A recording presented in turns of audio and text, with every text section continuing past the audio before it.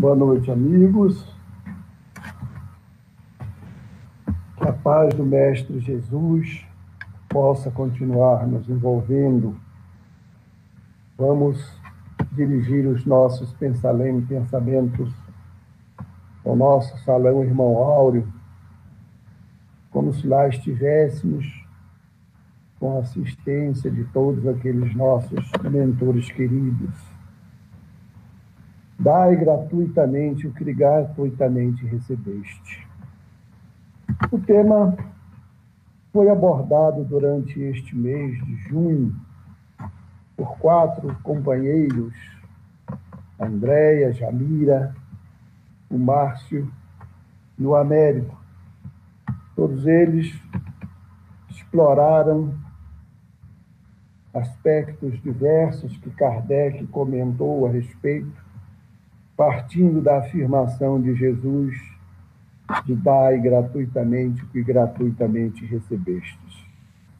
O dom de curar, as preces, a prece também como um ato mediúnico, tudo foi devidamente abordado pelos nossos companheiros. Lembro-me ainda que o Márcio abordou a questão dos médiuns que fracassam nas suas missões, que deixam de cumprir as tarefas a que se comprometeram no mundo espiritual, e se referindo inclusive ao livro Mensageiros de André Luiz. Nós nada teríamos que acrescentar a esse capítulo, mas estudar o Evangelho sempre é muito bom. Nós pudéssemos estudá-lo várias vezes no dia, seria muito bom.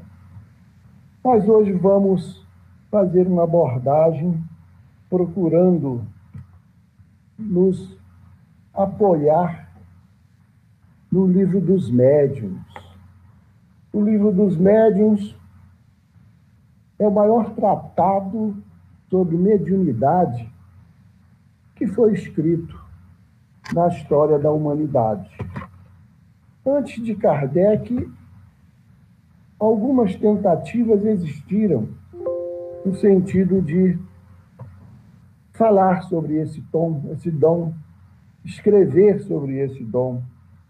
Mas Kardec foi quem conseguiu estabelecer um rigor científico ao tratar do tema e se aprofundar de uma maneira tal que, a partir de O Livro dos Médiuns, a humanidade pôde exercer os dons mediúnicos com absoluta segurança, retirando aquele tom de misticismo, de mistério até então existente.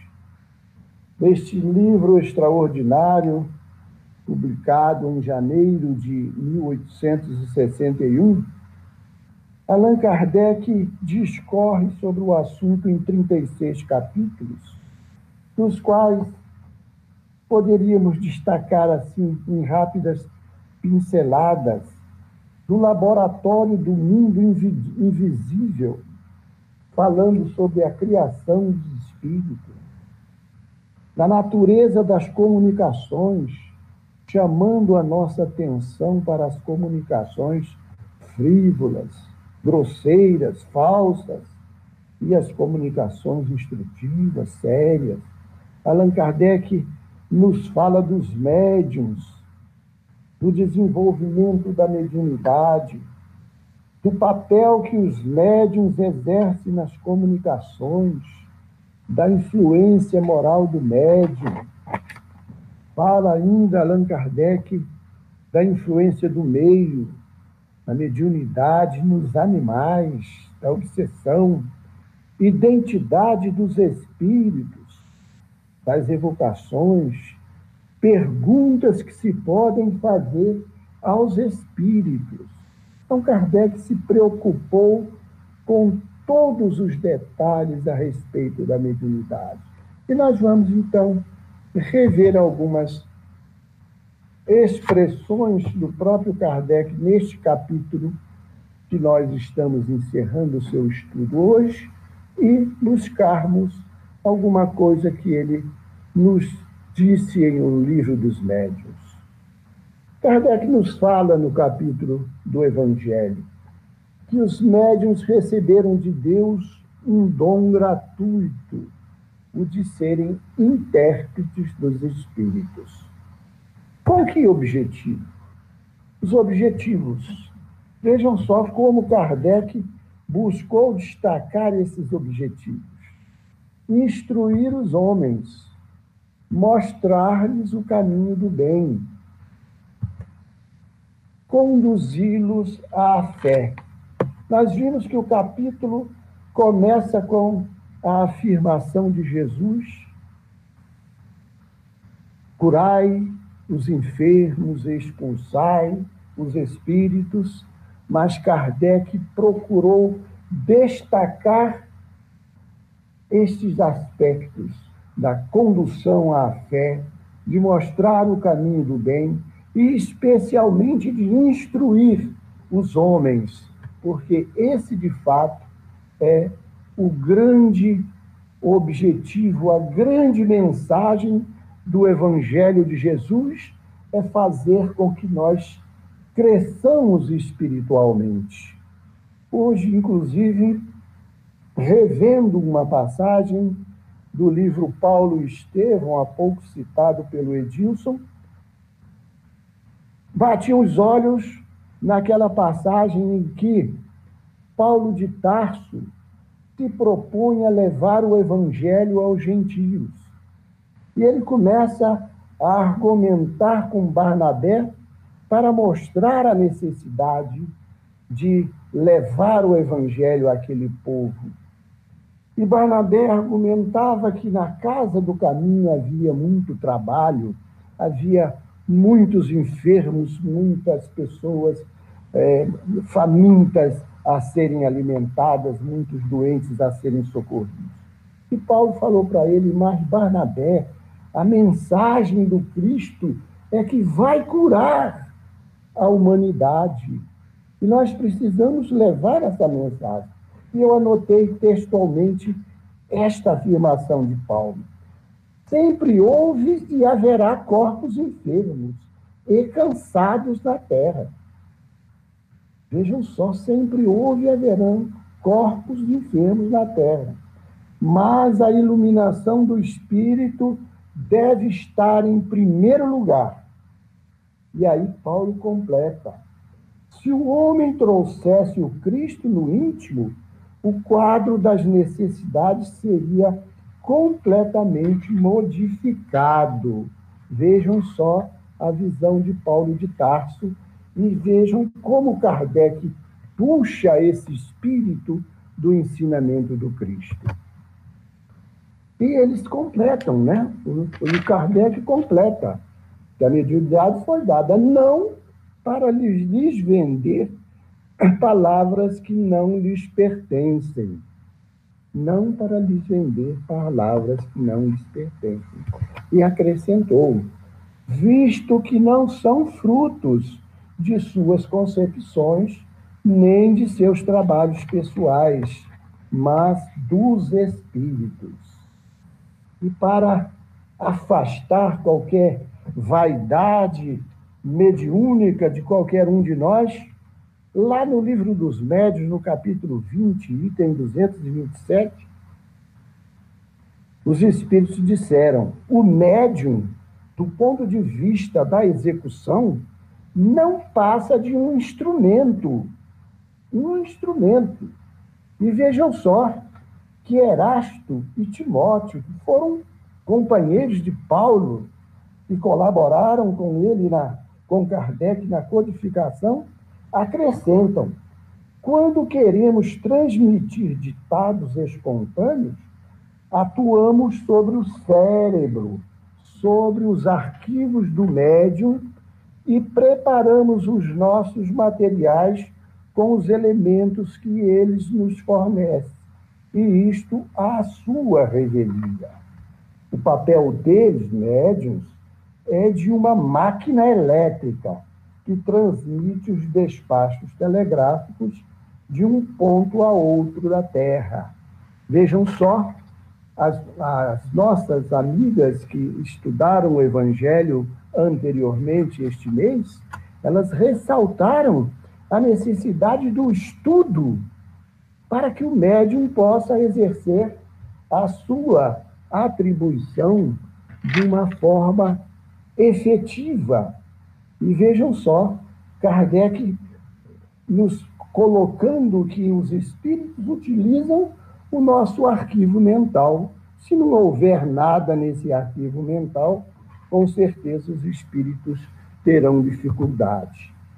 A vontade divina, observa Allan Kardec, quer que a luz das verdades espirituais chegue a todos e que os mais pobres não fiquem dela privados porque não podem pagar, né? Vejam só que a mediunidade é para todos. Agora, algumas pessoas podem questionar, mas existem pessoas que demonstram não fazer jus a essa mediunidade porque utilizam mal a mediunidade. Aí Kardec observa o seguinte para nós lá no livro dos Médiuns, também no capítulo 20. Em primeiro lugar, ele nos fala que a faculdade mediúnica, propriamente dita, ela se radica no organismo, ela independe do moral. O moral vai fazer diferença na utilização que fizermos dessa mediunidade. Mas os espíritos acrescentam: se há pessoas indignas que a possuem e que disso precisam mais do que as outras para se melhorarem. Pensas que Deus recusa meios de salvação aos culpados?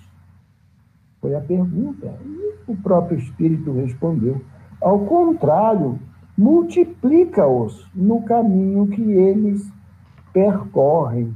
Então, quando recebemos o dom da mediunidade, é para o benefício do nosso progresso, é para que nós nos utilizemos bem da mediunidade para que possamos progredir. E a Kardec acrescenta: os espíritos superiores sentem repulsa por tudo que é de interesse egoístico. E nos falam ainda: afastam-se daqueles que cobram pelo exercício da mediunidade. Vejam só, afastam-se daqueles que cobram pelo exercício da mediunidade. Aí, no livro dos Médiuns, no capítulo 20, que estamos utilizando muito, os espíritos nos falam na questão da afinidade. Afinidade essa que nós, médiuns, estamos na obrigação permanente de conquistar. Nos falam o seguinte: os bons têm afinidade com os bons e os maus com os maus, donde se segue que as qualidades morais do médium exercem influência capital sobre a natureza dos espíritos que por eles se comunicam. E acrescentam ainda: onde, porém, a influência moral do médium se faz sentir realmente é quando ele substitui, pelas que lhe são pessoais, as ideias que os espíritos se esforçam por lhe sugerir, e também quando tira da sua imaginação teorias fantásticas que, de boa fé, julga resultarem de uma comunicação intuitiva. E os espíritos dizem de uma forma textual: riscar-se sem piedade toda palavra, toda frase equívoca e só conservar do ditado o que a lógica possa aceitar ou o que a doutrina já ensinou. Vejam só, queridos amigos, queridos companheiros médiuns, que somos todos nós, a responsabilidade que nos é colocada diante do exercício da mediunidade. A condição para se ter a benevolência dos bons espíritos: humildade, devotamento, abnegação.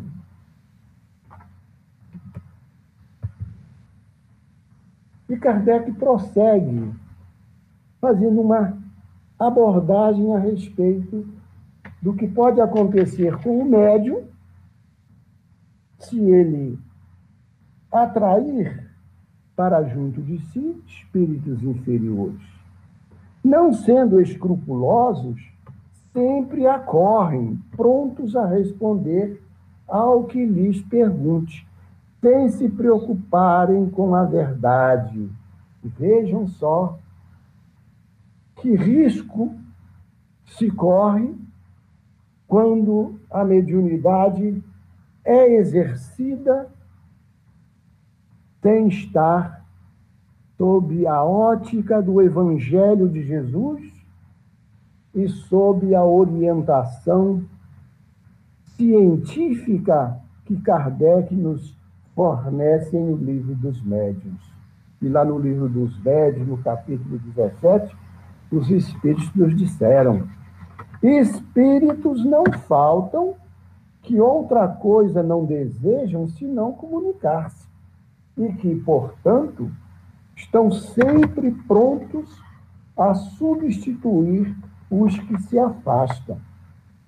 Se o médium é vicioso, em torno dele se vêm grupar os espíritos inferiores, sempre prontos a tomar o lugar aos bons espíritos. Vejam só, queridos irmãos, como Kardec nos muniu, aclarou o nosso caminho, como ele fala lá na introdução do Livro dos Médiuns, que o objetivo da obra é aclarar o caminho daqueles que pretendem estabelecer contato com os espíritos, estabelecer intercâmbio. E o capítulo nos fala de uma forma bastante incisiva: a mediunidade não é uma profissão, porque é uma faculdade móvel, fugidia, fonte incerta de recursos. Ninguém pode querer achar que a mediunidade, está sempre à disposição. Pode faltar no momento exato. E os Espíritos nos falam, nesse mesmo capítulo 17 do Livro dos Médiuns, o seguinte: podemos abandoná-lo, quem é o médium, podemos abandoná-lo quando dela se serve para coisas frívolas ou com propósitos ambiciosos. Vejam só, queridos companheiros, não é propriedade como talento adquirido pelo estudo, pelo trabalho. Depende do concurso dos espíritos. Quem pode garantir que espírito tal estará tal hora, tal dia, dando consultas? Ninguém pode garantir. E Kardec, então, nos deixa um alerta: aquele que carece do que viver, procure recursos em qualquer parte, menos na mediunidade. Menos na mediunidade. Procure recurso em qualquer parte. E, finalmente, nos fala que a mediunidade é coisa santa, que deve ser praticada santamente, religiosamente.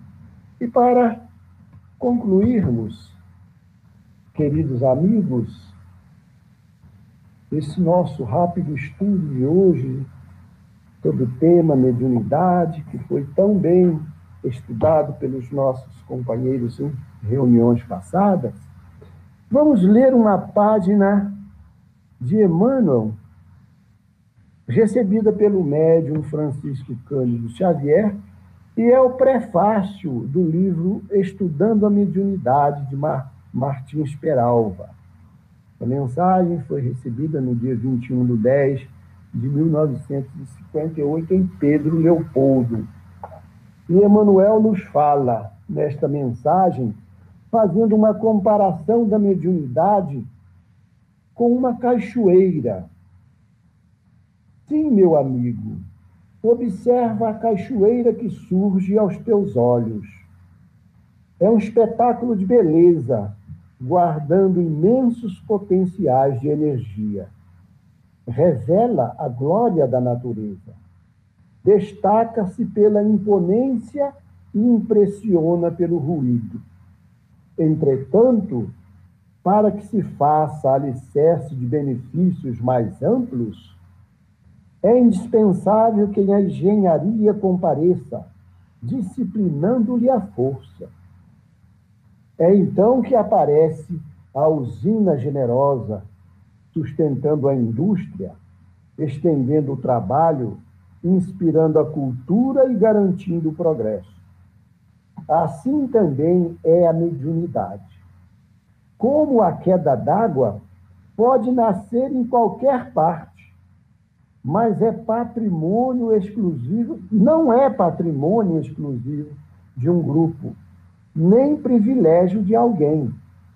Desponta aqui e ali, adiante e acolá, guardando consigo revelações convincentes e possibilidades assombrosas. Contudo, para que se converta em manancial de auxílio perene, é imprescindível que a doutrina espírita lhe clareie as manifestações e lhe governe os impulsos. Só então se erige em fonte contínua de ensinamento e socorro, consolação e bênção.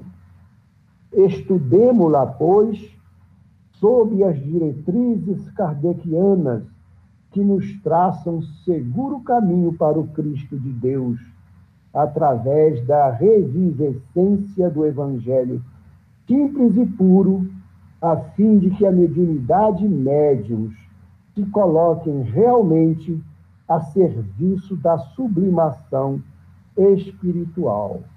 E com estas palavras de Emmanuel, queridos amigos, que a paz do Mestre Jesus possa continuar com todos nós. Assim seja.